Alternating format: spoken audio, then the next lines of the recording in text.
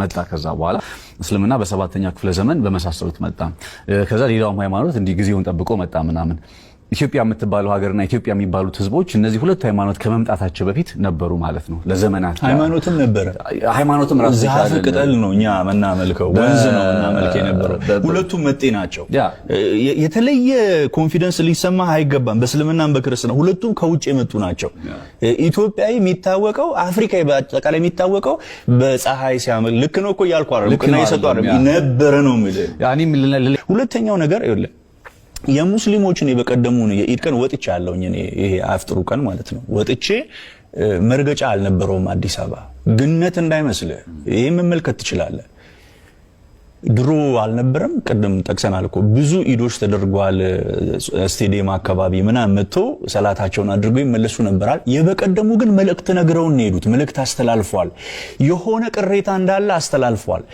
በዚህ ሀገር ፖለቲክስ ሙስሊሙን አይሶሌት ያደረገ ፖለቲክስን በለው ማህበራዊ እሳቤ ቦታ የለውም እንደ ከዚህ በፊቱ ሊቀጥል አይችልም ስለዚህ ይኸውልህ አሁን ግብጽ እንዳትጠቀምበት ብለህ ስትል የሆነ ምናምን ሀደርኛ ቋንቋ እንደገና ለፖለቲካ ፍጆታ እንዳይመጣ ግብጽ ላይ የሙስሊሞችን መብት አክብርላቸው ገብቷል ሙስሊሙ ቤተ መንግስት ሄዶ አፍጥር ካደረገ አትቆጣ አትበሳጭ ይልቅ አንተ ካልተደረገልህ ጠይቅ እኔ መምጣት አለብኝ ምናልባት ወደ ቤተ መንግስት ደረጃ ሁላችንም መሄድ አለብንም ወይ የሚለውን ጥያቄ እንደተጠበቀ ሆኖ አደባባይ ላይ እኔ ልስገድ ብሎ ሲል አትከልክለው ገብቷል አይደለ ሀገሩ ነው ይሄኛውን አንደርስታንድ አድርግ ኦርቶዶክስ ውስጥ አልትራ የሆኑ አሉ ቡድኖች በጣም ጽንፍ የረገጡ ከእንትንም የሚያልፈ ከዚህ ከሃይማኖታዊ ነገርም አልፎ የፖለቲካ ስልጣንንም ዊሽ የሚያደርግ እንዳለ ይሰየል በጣም ቅዱስ አድርገን 98% በጣም አማኝ ነው እግዚአብሔርን የሚፈራ ነው ምናምን ብለን ልንመጻደቅ የማንችልባቸው ኩነኔዎች እዚህ ሀገር ውስጥ አሉ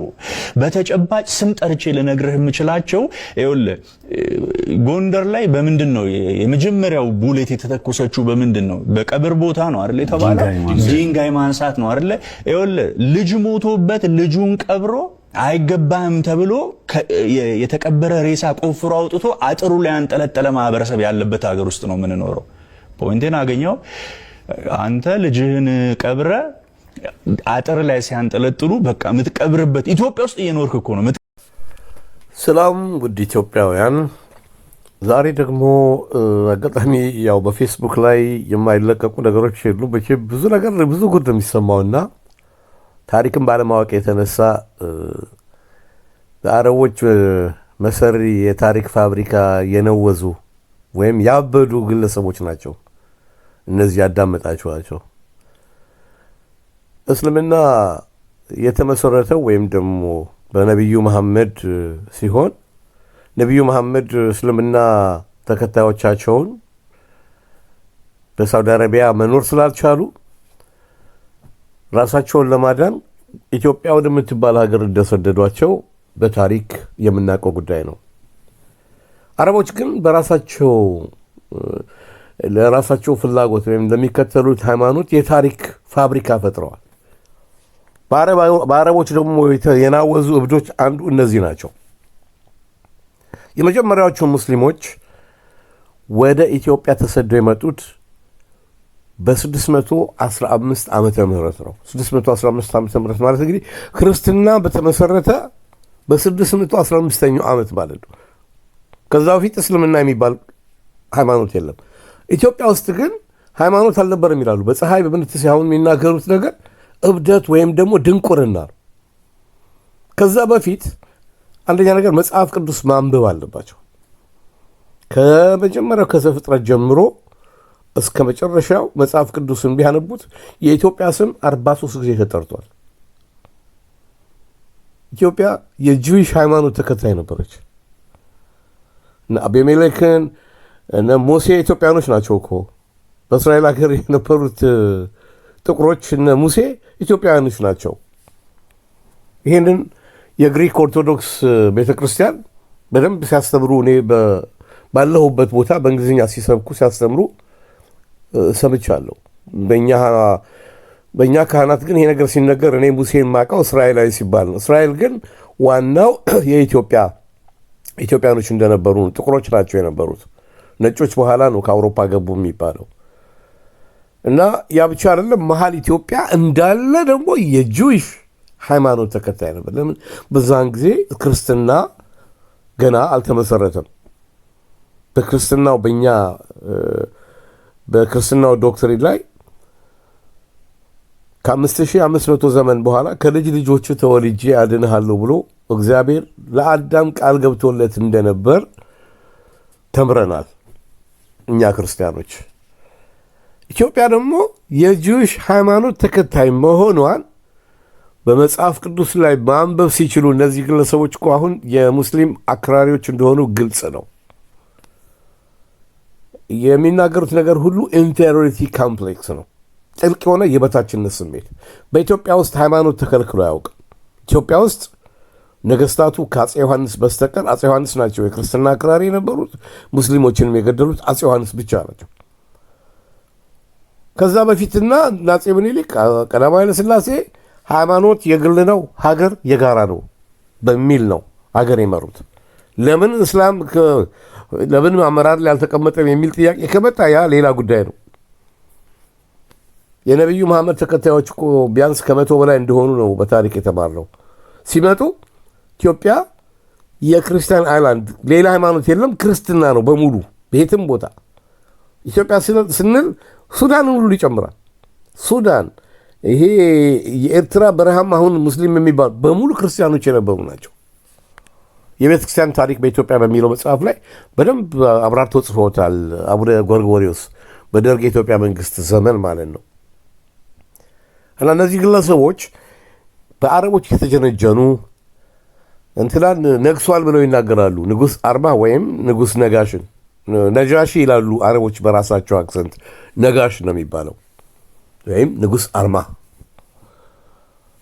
ይህንን በብሔራዊ ቲያትር በተደጋጋሚ አስታውሳለሁ። ከ20 ዓመት በፊት ቲያትሩ በደንብ ታይቷል።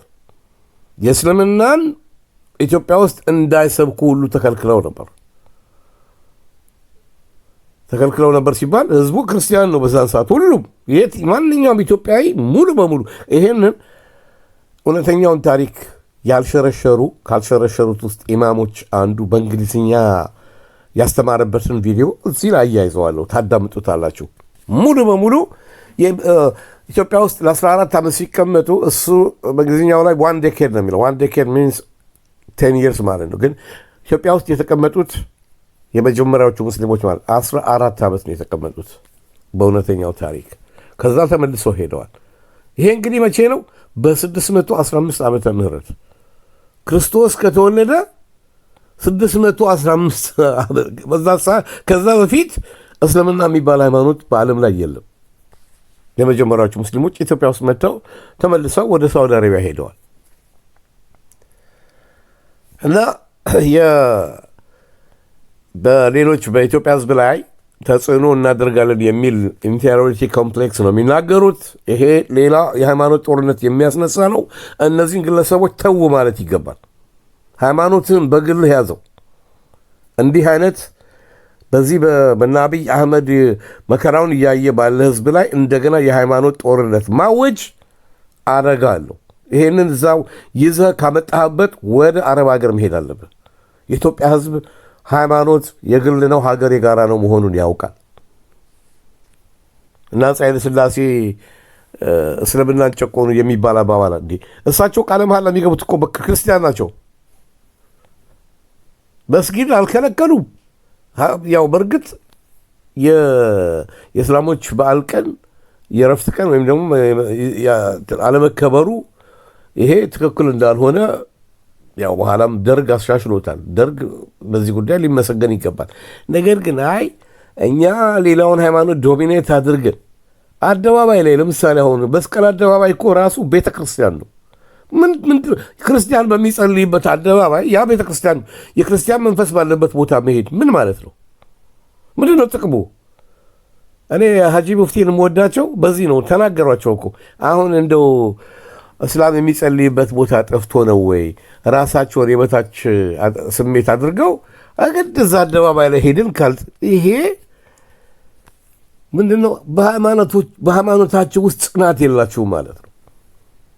ትክክለኛ ሙስሊሞች እኮ የትም ቦታ ሆነው ይሰግዳሉ፣ ይጸልያሉ። የግድ ክርስቲያን የሚጸልይበት ቦታ አደባባዩ ላይ ሄጄ ካልጸለይኩ ነው በበታችነት ስሜት ራሳቸውን አያሰቃዩ፣ አይጨነቁ። አሁን በስልጣን ላይ ያሉት የመንግስት ባለስልጣን ብላችሁ የምጠሯቸው ወንበዴዎች ናቸው። ተራ ሰዎች ከየትም ከየትም የጠራሩ ዘረኞች፣ ዘር ቆጣሪዎች ናቸው። ይልቅ እሱን ነው መታገል ያለብህ። ሃይማኖትህን በግል ያዘው፣ ሀገርህን ከዘር ቆጠራ አንጻ። ያኔ ነው ሰላም የምታገኘው። ሰላምን ከውይይት መድረክ የማይሻ ከጦር ሜዳ እንዲያት ይገደላል ይሉ ነበረ ፕሬዝዳንት መንግስቱ ኃይለማርያም። የሃይማኖት ጦርነት በኤርትራ ውስጥ በአንድ ወቅት ተጀምሮ ነበር። የኢራቅ ምንድን ነው የሚባለው የሱኒ ሙስሊምና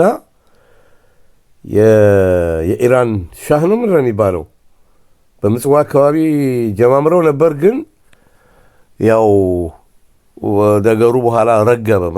የመንግስት መረጃዎች አረጋግተውት ሁኔታውን እንትን ማለት ይታወቃል። አሁንም ይሄ እንደዚህ አይነት ነገር ላይ ትኩረት የምትሰጥ በሙሉ እስልምና ሃይማኖትን የምትወድ ከሆነ በግል ያዘው። በሌላው ላይ ተጽዕኖ አደርጋለሁ ብሎ ይሄ እንደዚህ እንደ ሚድል ኢስት እንደዚህ እንደነ ኢራቅ እንደነ አፍጋኒስታን ወይም እንደምናምን እዚህ ላይ ሌላ ህዝብ ላይ የኢትዮጵያ ህዝብ ላይ ተጽዕኖ አድርጋለሁ ብትል ራስህን እንዳንበጣ መሞት ነው የሚመጣው። ጥቅም የለውም። እና ይልቁን የዘር ፖለቲካውን ታገል እና ኢትዮጵያ ውስጥ ሃይማኖት አልነበረም የምትለው ከጅምሩ እንደውም ጁዊሽ ሃይማኖት ኢትዮጵያ ውስጥ የገባው መቼ መሰለ? የመጀመሪያዋ ንግሥት ሳባ ወደ እስራኤል ጎብኝታ ስትመለስ ነው። ታቦተ ጽዮን አሁንም አለ፣ ትግራይ ውስጥ ነው ያለው። ያኔ ነው የጁዊሽ ሃይማኖት ኢትዮጵያ ውስጥ የገባው። በመጽሐፍ ቅዱስ ውስጥ የተጠቀሱ የጁዊሽ ሃይማኖት ካህናቶች እንደ አቤሜሌክ የኢትዮጵያ ካህናቶች ነበሩ። አሁን የኢትዮጵያ ኦርቶዶክስ ተዋህዶ ክርስቲያን የሚያደርጉት ጥምጣሙ፣ አለባበሱ በአጠቃላይ ከጁዊሽ የተወረሰ ነው። ከጁዊሽ ሃይማኖት ጥምጣሙ ጭንቅላታቸው ላይ ጠምጥመው የሚያመልኩበት ሁሉ ነገሩ ከጁዊሽ ሃይማኖት ጋር የተያያዘ ነው። በእርግጥ ለመጀመሪያ ጊዜ ክርስትናን ወደ ኢትዮጵያ ውስጥ የገባው የሐዋርያት ሥራ ምዕራፍ 8 ላይ ተጠቅሷል። በንግሥት ህንደኬ ዘመን ነው። ከዛ በፊት ግን ሃይማኖት ኢትዮጵያ ነበራት። እና ዝም ብላችሁ አትቀባጥሩ። ትናንት ተፈጥረህ ምንም ታሪክ የማታውቅ ሰውዬ ምላስን እያስረዘምክ እንደ ልብ መቃባጠር አይደለም። ኢትዮጵያ ውስጥ ሃይማኖት የገባው በጥንት በንግሥተ ሳባ ዘመን ነው። ጎብኝታ ስትመለስ እኮ ታቦተ ጽዮንን ይዛ ነው የገባቸው። የመጀመሪያው የኢትዮጵያ ንጉሠ ነገሥት ቀዳማዊ ምኒልክ ይባላል። እና ክርስትና በኋላ ነው የገባው በንግሥት ህንደኬ። የኢትዮጵያ ንግሥት የነበረችው ሰፊ ግዛት የነበራት ናት። በደቡብ በኩል እስከ ዛንዚባር ይደርሳል። ሱዳን ራሷ የኢትዮጵያ አካል ነበረች። አፄ ዳዊት ዋና ከተማቸው ካርቱም ነበር። ይህንን ታሪክ ማወቅ አለብህ። ዝም ብለህ መቀባጠር አይደለም። እኛ ክርስትና ማነው እስልምና የተመሰረተው ክርስትና በተመሰረተ በ615ኛው ዓመተ ምህረት ማለት ነው። አመሰግናለሁ። ጨርሻለሁ። ጎበዝ። ዝም ብላችሁ በኮምፕሌክስ አትሰቃዩ። ኢትዮጵያ ሀገራችንን እግዚአብሔር አምላክ ይባርክልን። አሜን።